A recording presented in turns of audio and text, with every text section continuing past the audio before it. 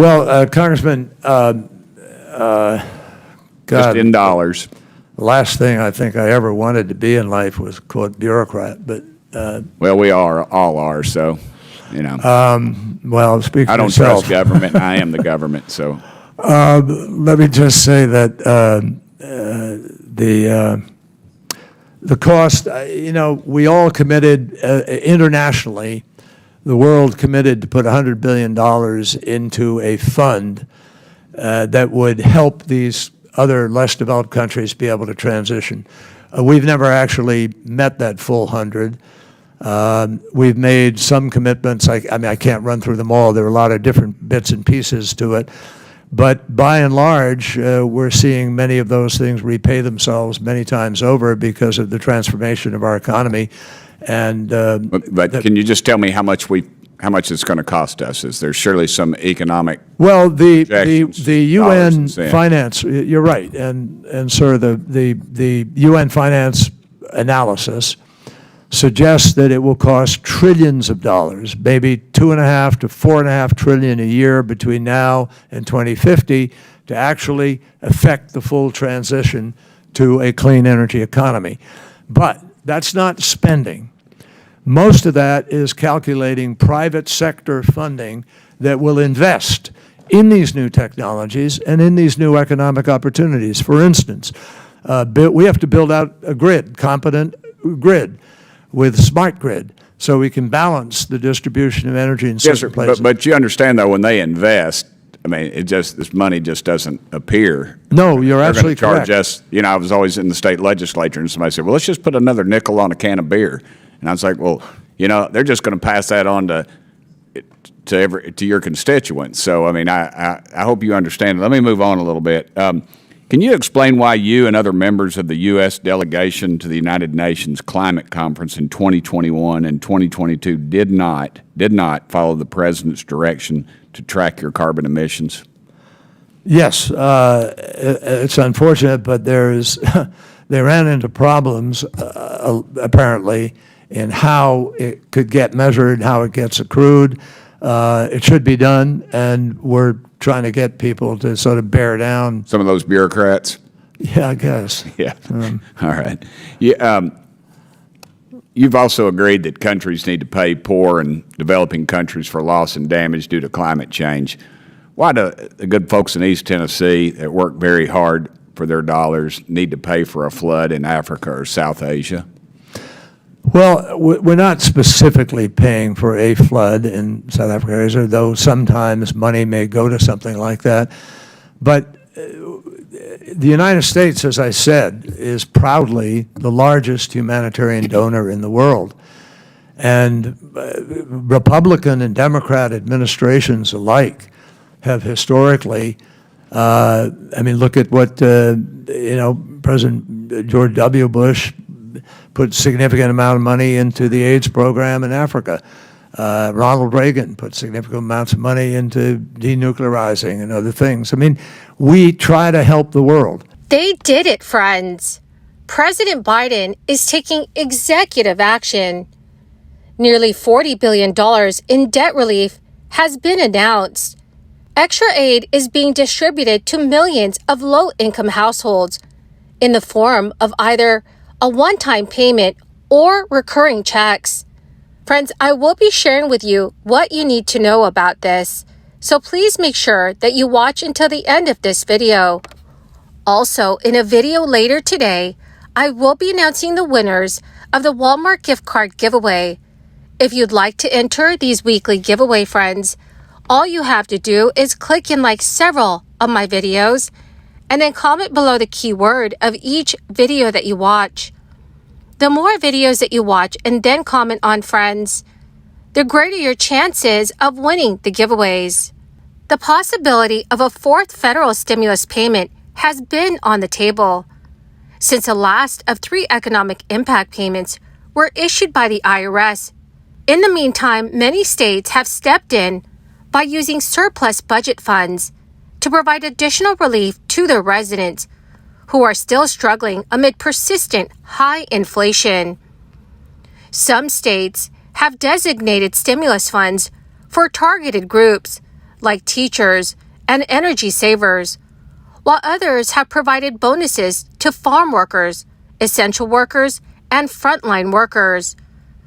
A growing number of U.S. cities, like Chicago, Pittsburgh, and Seattle, are sending stimulus payments to low-income households this year. And very soon, the city of Ann Arbor will be the first in Michigan to pilot a guaranteed income program, of which there have only ever been 104 in the United States, with 47 currently active.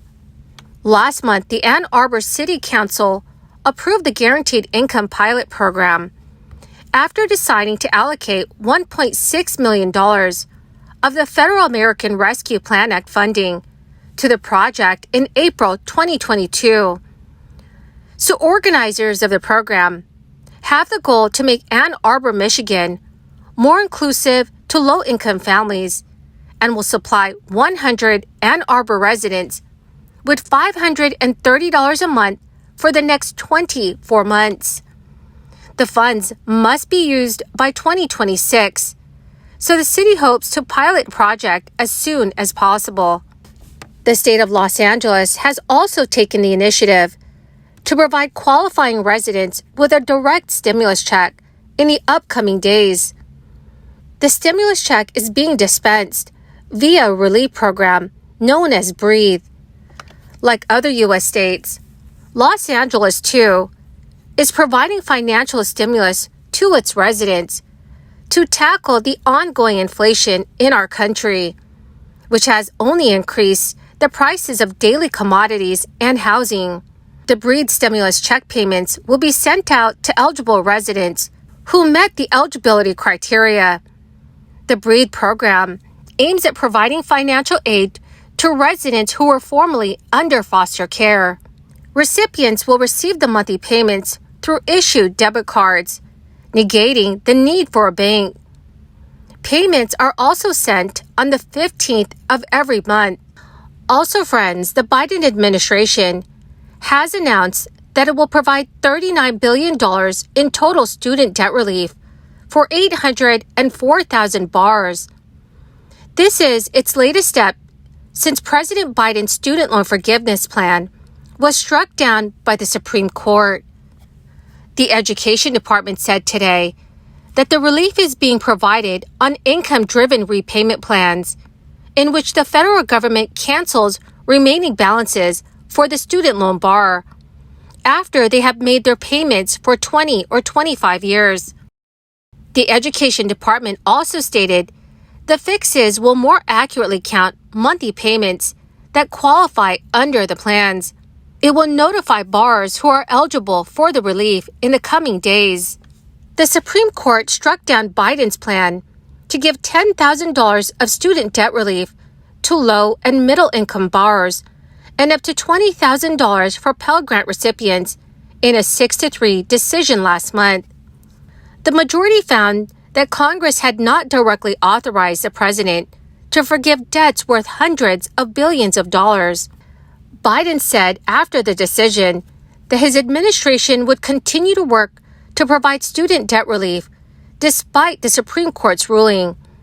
He said he would base his debt relief plan on a different law, which is the Higher Education Act, which proponents argue allows the Education Secretary to compromise, waive, or release student loan debt. The administration must undergo a public comment period before the plan can go into effect, delaying its potential implementation. Vice President Harris said in a statement that she and Biden are committed to providing relief to student borrowers. Vice President Harris also stated that many of the borrowers eligible for the relief were placed in forbearance by loan servicers against the rules of the payment plan, and others did not receive credit for monthly payments they had made. The relief is being provided as part of an adjustment that the administration announced in April 2022. Miguel Cardona, the U.S. Secretary of Education, said the plan will ensure everyone receives the forgiveness they deserve in addressing past administrative failures. Well, my magnificent and most marvelous friends, that is the end of my daily stimulus update video for this Friday. My dear friends, thank you so much for joining me here and for being part of this community. I will be announcing several winners for the Walmart gift card giveaway in a video later today.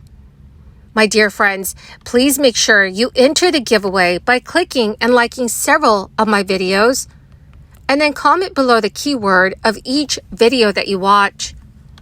The more videos that you comment on, friends, the greater your chances of winning the giveaways.